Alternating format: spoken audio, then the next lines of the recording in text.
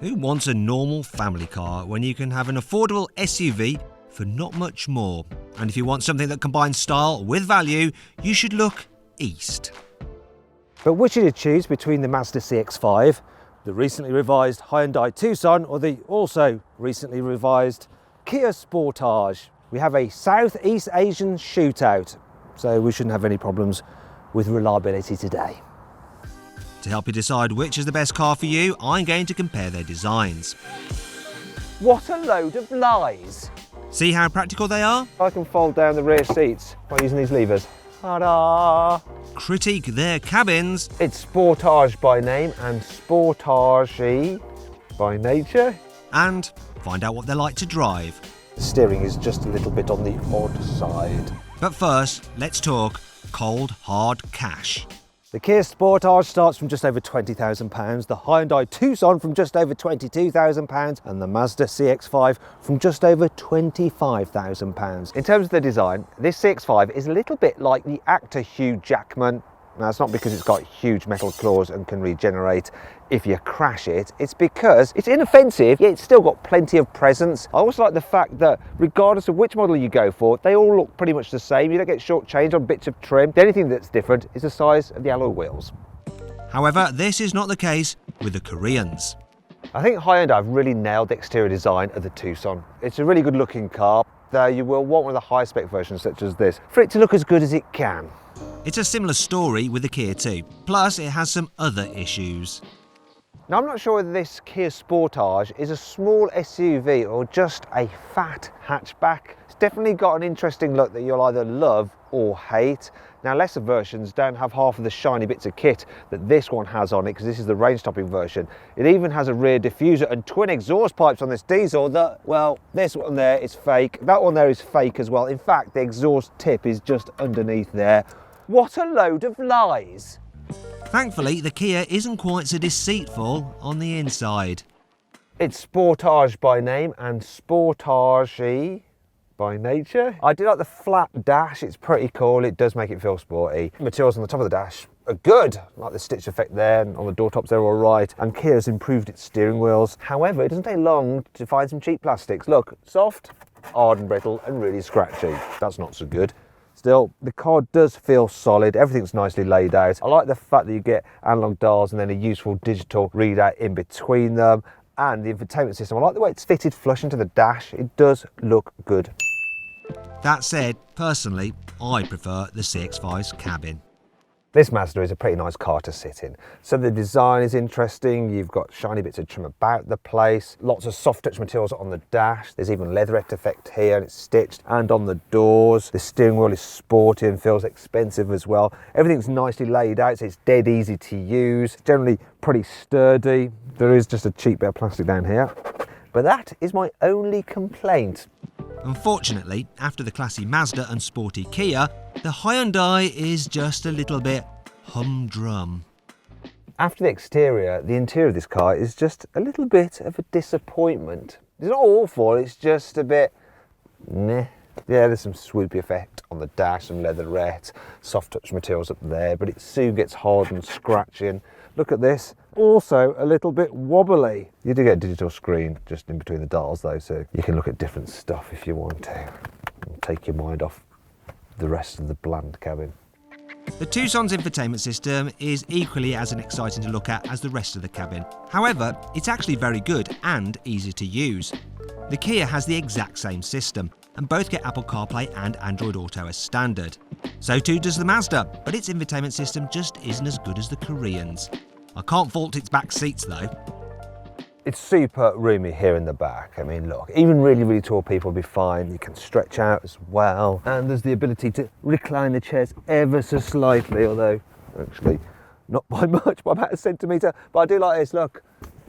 You can fold down the middle seat as well, so you can carry really long items. And two people in the back if you want. Neither the Tucson nor the Sportage have this feature, but they are still fairly decent for rear passengers. In fact, while these cars may look different, they are pretty much identical underneath the skin because Hyundai owns Kias and uses many of the same mechanical parts across both brands. As a result, these two cars pretty much have the exact same interior space. So my verdicts on their back seats are just as similar. It's generally all right here in the back, but headroom, I can just about get one finger between my head and the roof. Part of the reason for that is this glass roof does eat into the head space. However, look, I can recline the seats quite a way, so it's not such an issue. You just have to travel like that. It's fairly roomy here in the back. Loads of knee room, foot room. Headroom, yeah, just about enough. 2 fingers worth though.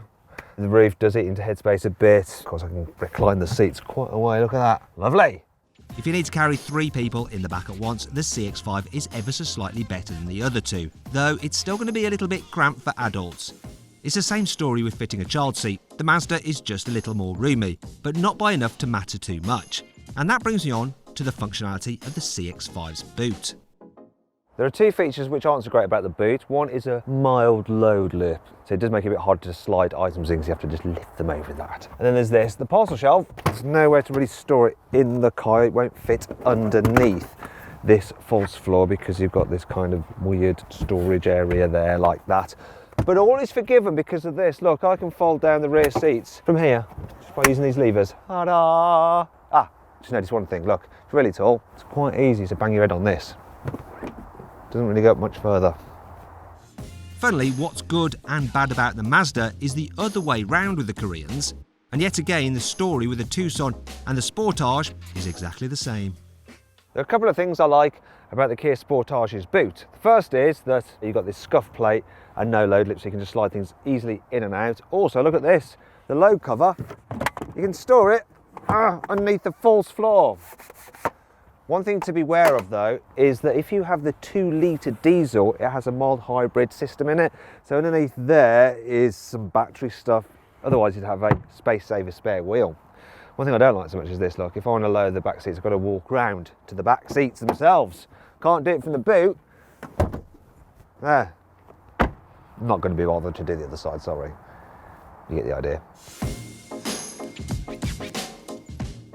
I like the fact that it's dead easy to just store the parcel shelf underneath the false floor. You'll see there's room for a spare wheel as well. Just cover that over. There's no load lip, but yeah, I've got to walk around to put the seats down. Oh well. There we go. That took up far too much of my time. Yeah, at least 5 seconds. Interestingly, the load capacities of the Kia and Hyundai are slightly different, with the Kia having a touch less boot space due to its more sloping rear end. Also, you can get the Sportage and the Tucson as mild hybrids, and in this instance, they both have a bit less boot space than the normal versions. And this is why I could get noticeably less in this particular Sportage than the Tucson, because the Sportage was the mild hybrid and the Tucson was a normal petrol. However, if you have the non-hybrid versions of both these Korean cars, the load space goes like this. Hyundai with the most, Mazda with the next most, and then Kia with the least amount of space. But once again, there isn't much in it. But is that the case with how they drive? Time to find out. This Hyundai Tucson is all pretty easy to drive. It's nice and manoeuvrable in town, you get a good view out of it, the controls aren't too heavy, they're not too light either. The suspension is a bit firm, so when you hit a bump you do feel it, so it's not as comfy as some other SUVs, but it's all right. The trade-off is that it actually handles quite well, though you'd never call it fun because the steering is just a little bit on the odd side. The engines are generally pretty reasonable, and the 1.6 litre turbo petrol in this car is good enough. So it's decent then, but not particularly remarkable to drive. Seeing as this Kia Sportage shares most of its components with the Hyundai Tucson, including the engines, it feels almost identical to drive. Maybe the suspension's a little bit firmer, or maybe that's just a placebo because it's got the name Sportage. This one though has a different engine. It has a 2-litre mild hybrid diesel. It's got a bit more pulling power than the turbo petrol, a bit more instant pickup. It comes with the automatic gearbox, which is very smooth and slick auto. The only thing is though, the way it recoups energy when you're braking means the brakes initially feel a bit too grabby and a bit odd, and I'm not so keen on that. Also, economy isn't as good as I'd hoped, 35 miles per gallon, which is 1 mile per gallon less than I got in the Hyundai. Oh dear, that's a petrol.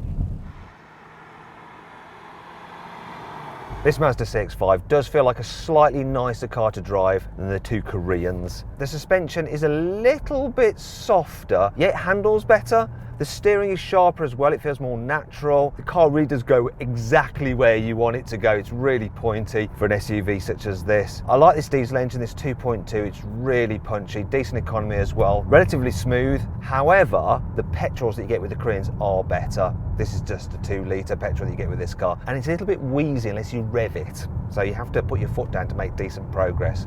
Gear shift, very sporty, maybe a bit notchy. So you might like it, you might not. I like it because I like sporty cars. And generally it's very easy to drive and manoeuvre around town, apart from the fact that the turning circle isn't quite as good as the Kia or Hyundai. So you can end up making a bit of a fool of yourself if you need to do a U-turn. So then, what's my final verdict?